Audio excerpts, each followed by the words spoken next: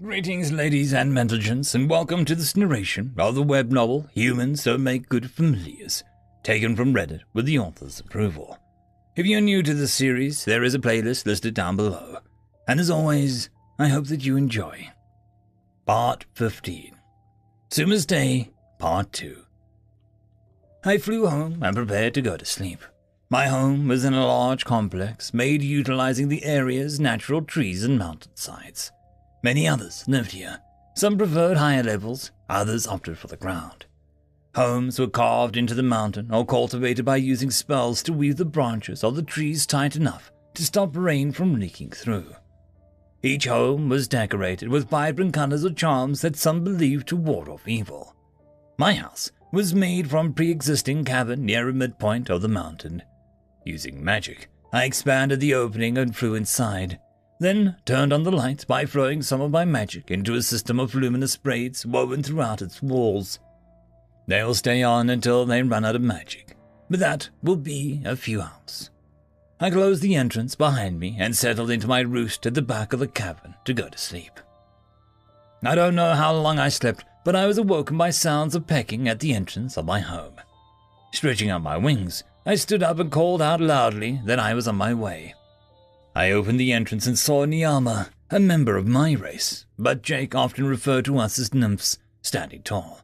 His feathers were decorated with gold lace and small, beautiful stones.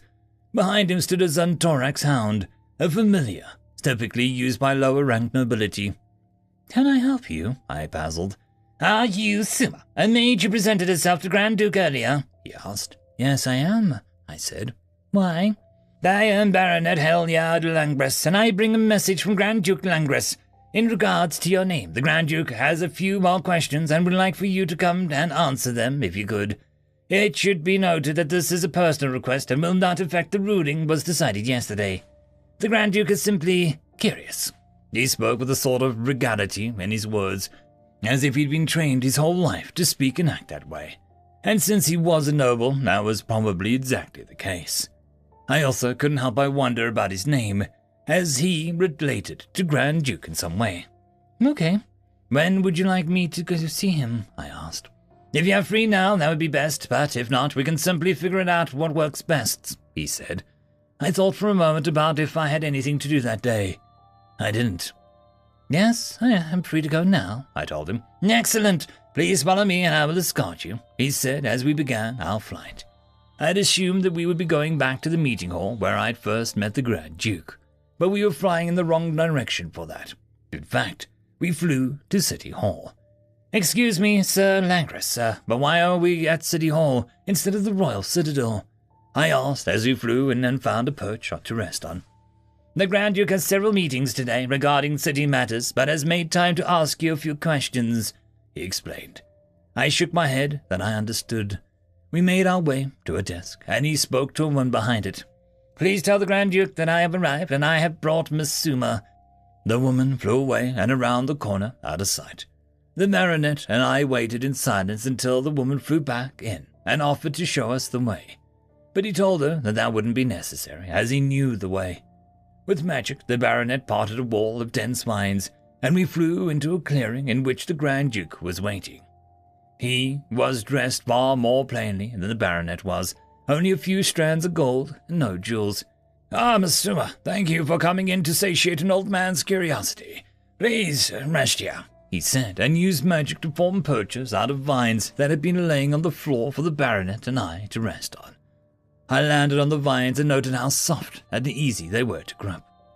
"You're welcome, sir. I was told you had questions for me," I said as politely as I could. "Yes, I wanted to know more about this Jake, the familiar who gave you your name," he said. "If it helps, I could try and summon him if you want," I offered. "That would be excellent," he said. "First, I need to see if he is available. He told me that he works some kind of job when he's not with me, and it requires a good deal of energy and focus, so he might not be able to come," I explained. "A familiar that doesn't always come when their master calls. How, abnormal," he said, sounding quite shocked. "That is an apt description of our partnership," I said as I contacted Jake. "Jake, are you there?" "Hey, Suma, what's up?" Jake answered. "Are you free to be summoned? I need a bit of help," I said. No, not at the moment. If I leave now, I might be too tired to finish work when I get back. Can I wait another... There was a slight pause. 2 hours? Yes, I think I can wait. Just call me when you're free, and I'll explain, I said, feeling a bit disappointed. Okay, see you in a bit, he said, and I ended the connection. I apologize, Grand Duke. He is not available to come yet, but if you would like, he said that he would be free in approximately 2 hours, I said. He seemed disappointed. He spread the spell down slightly closer to his body. I understand. Perhaps I can meet him another time, but I would still be interested in hearing your thoughts on him for now, the Grand Duke said. Of course, I said. For starters, how did you meet him? He asked. I accidentally summoned him many years ago in a training session gone wrong. This is when I was in school and hadn't yet mastered any rites or rituals. We were preparing to all summon familiars for the first time, and he was the one that I summoned, I told him. You said that he was a being of great power, did you not? So, if you don't mind me asking, how could you have accidentally summoned him? Why did he simply not use magic to stop you? He asked. Jake explained, on his world magic does not exist. Instead, they used advanced sciences and technology to accomplish their goals. And besides that, he was only an adolescent when I first summoned him. According to him, he wasn't even of marrying age at the time, I said. So, you dominated his mind and discovered these things in his memories. Then he named you, the Grand Duke asked. No, sir. Though he was young, he was far too strong for me to perform the rite of dominance on successfully. After I attempted to do so, he lashed out and destroyed one of the floors of the classroom by catching a seeking stone out of midair, and then he threw it back, completely destroying the floor, I said. I thought you said that he had no magic, he wondered. He didn't. He did, however, possess immense speed and reflexes, as well as unfathomable physical strength, I said.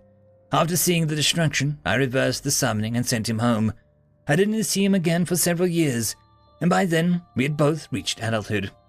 And how did you see him again? Now the Grand Duke was leaning closer, interested by my story. On my final days at the Mage Academy that I was attending, a new student was practicing his summoning spell and accidentally summoned a Borag. He attempted to dominate the creature, but apparently he performed the spell incorrectly, and the beast went into a vicious rage. Many students fled. The teachers tried to fight it off, but, none of them were trained attack mages. I am a mage of healing. That was my focus on the academy. So I hid and tried to wait the beast out. Slowly it encroached on my position, so I made a daring escape. I then used what little time I had to summon Jake.